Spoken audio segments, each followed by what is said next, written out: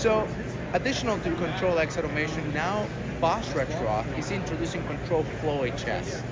Control Flow is actually an addition to the family, and it's all about transport system, high-speed transport systems.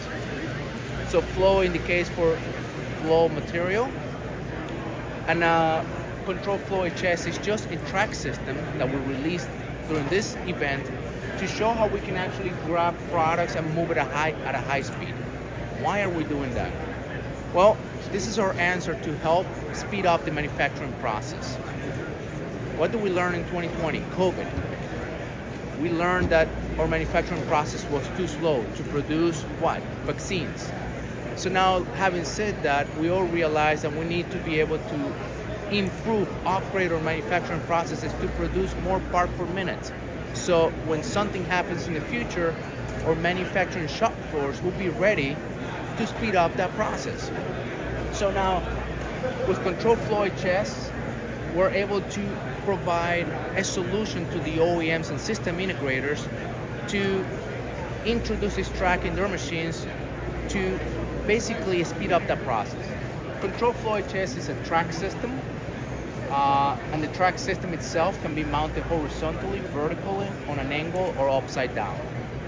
The track system has movers, and for a given track system, we can actually have up to 50 movers per control system, and if we need more than that, we'll just expand it. One of the key features on this system is it's small. It actually has up to 5 meters per second in speed, 10G acceleration, and it can actually do 10 microns out of the box in accuracy.